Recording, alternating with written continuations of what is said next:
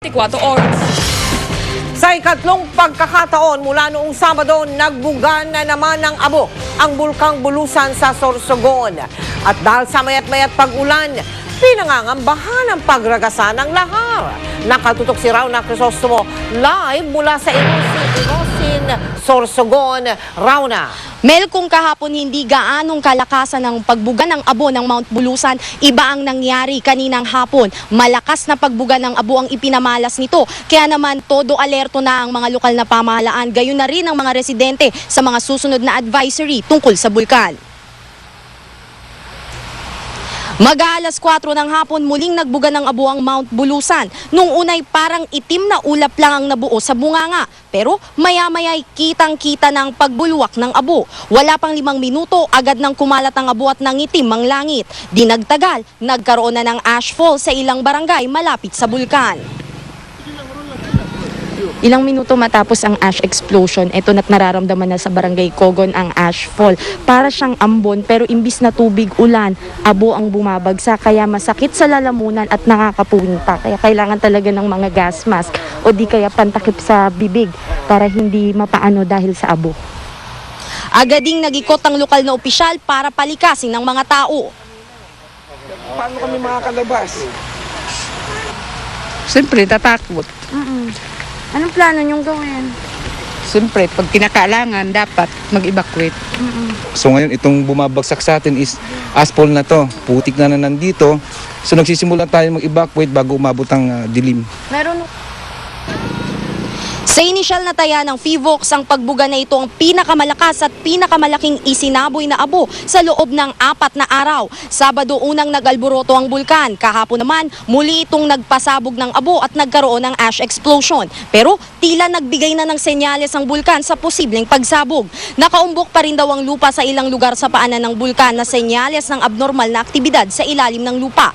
Tuloy rin ang volcanic earthquakes at doble ang itinaas na sulfur dioxide level sa hangin sa loob ng 24 oras mula umaga kahapon. Ibig sabihin nun, of course, yung sulfur dioxide concentration na ini-emit nitong Bulusan Volcano ay mas mataas na nagpapakita na very active nga yung pressure source actually doon sa shallow level ng Bulusan Volcano. Kanina kusa namang nanatili na muna sa evacuation center ang mga taga-barangay Inlagadian na nakatira sa loob ng 4-kilometer danger zone. Pangamba nila dahil tuloy-tuloy ang pag-ulan, magkaroon ng lahar flow. Kusa na kaming talagang pupunta dito kahit sabihin pa na hindi kami pupunta talaga. Pinaghahandaan naman ng Provincial Disaster Risk Reduction and Management Council ang posibleng pagkakaroon ng lahar flow dahil sa mga nadepositong abo sa itaas ng bundok na posibleng agusin ng tubig pababa ng bulkan. Mel, sa ngayon tuloy pa rin ang pag-ambon pero naka-alerto pa rin ang mga lokal na opisyal lalo na dito sa bayan ng Ilosin na nooy nakaranas na ng lahar flow. Sa ngayon ilang residente na rin daw ang inilikas sa munisipyo na nagsilbi mo ng evacuation center. Mel? Pero Rauna, meron ba sinasabi ang FIVOX kung talagang inaasahan na yung totoong pagsabog ng bulkan?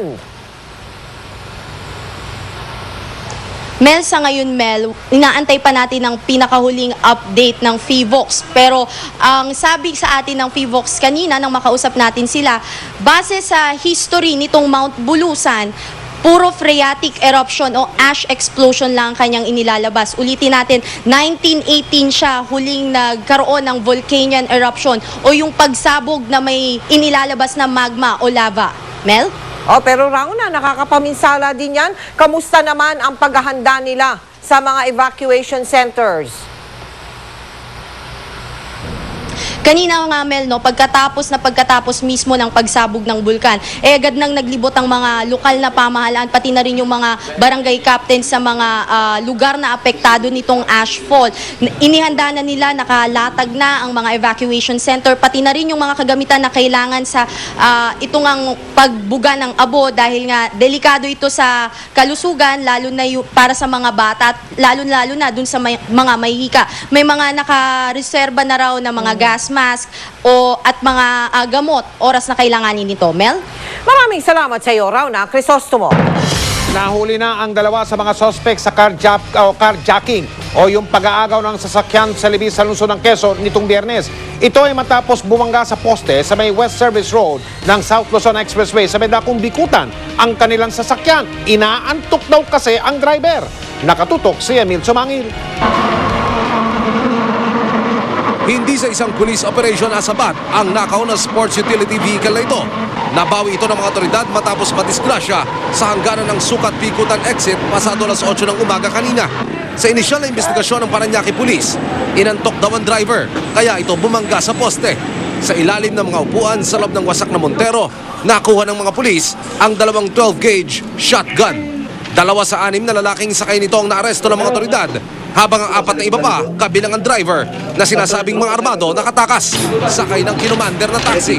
Papunta na kami sa area na sasakyan, sir. Nakita namin na nakasakay sa jeep, kaya namin biglang dinako.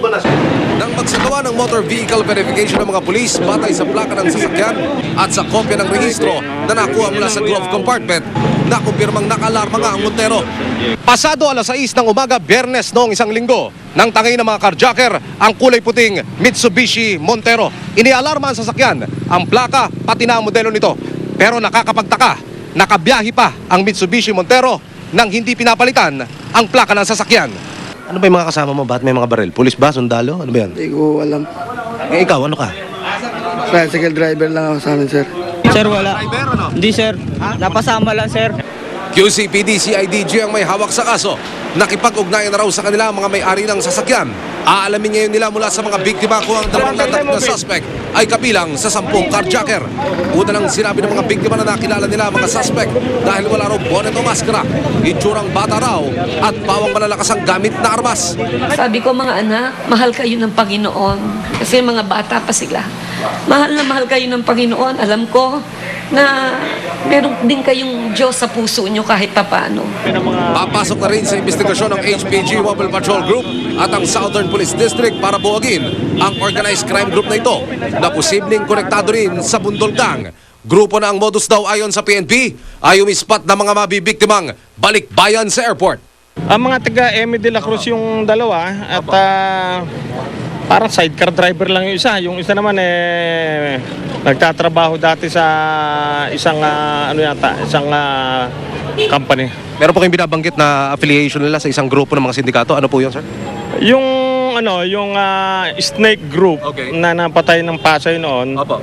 Meron pa silang remnants group. Emil Sumangil, nakatutok 24 oras.